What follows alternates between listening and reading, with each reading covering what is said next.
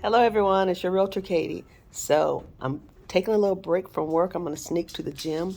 But as promised, I wanted to give you some don'ts of the mortgage loan process. Now, your lender, your professional lender will tell you this also, but I want to tell you up front so you don't do it.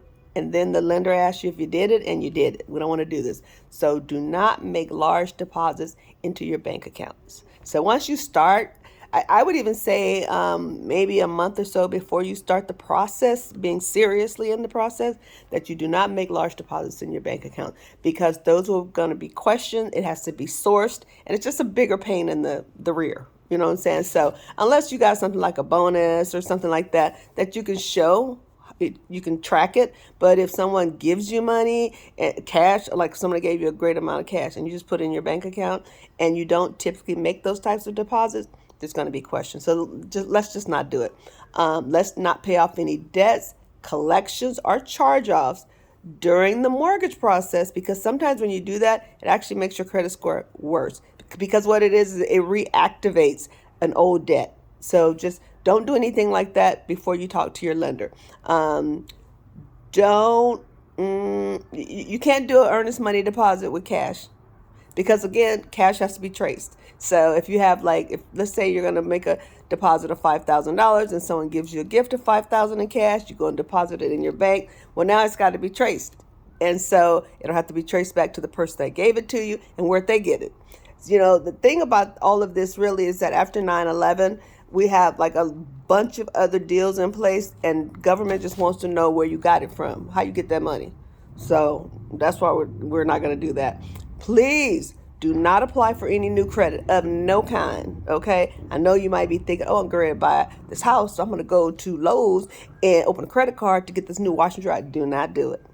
You do all that after you close escrow, but do not do it. Don't be transferring money all around. Like if you have money in one bank account and you're like, okay, well, I'm going to use this money for my deposit or to buy my house, so let me transfer it over here to this account. Don't do that.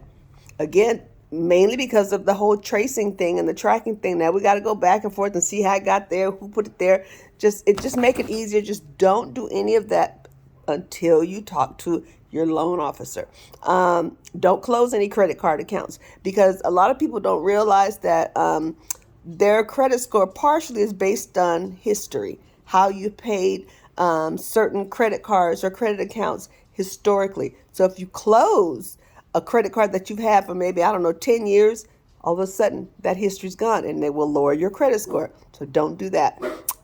Please don't change anything about your current employment. Don't quit. Nothing. Stay employed at the same employer that you were when you started this process. Let me tell you a quick little story. I had a client once. We're in escrow, husband and wife. We're like a week from closing, and maybe even not that, maybe like 3 or 4 days from closing escrow. She calls me. She says, I quit my job because I just could not stand my boss no longer. I said, you mean you couldn't go on vacation or call in sick for 3 days?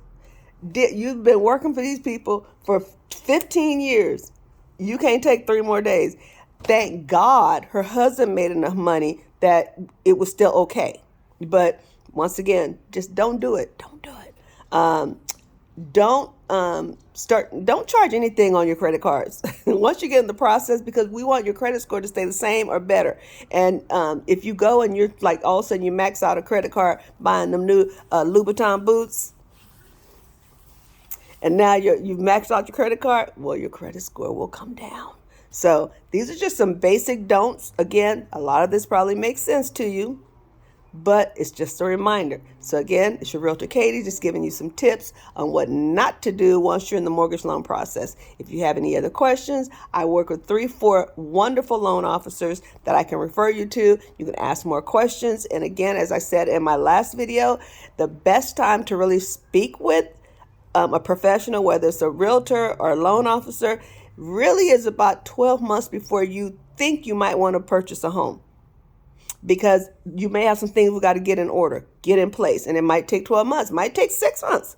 But you figure if you're ready today, it might be 3 months before we actually are able to get you in a house. So that's if you're ready today. What if you're not ready today? So once again, it's your realtor Katie. If you have any questions, reach out to me. I'm at 909-548 9461. My email, if you want to email me, is katiesales@yahoo.com. That's Katie, KATEESELLS. All right. Have a great day. I'm headed to the gym. I got to work this thing out. Peace.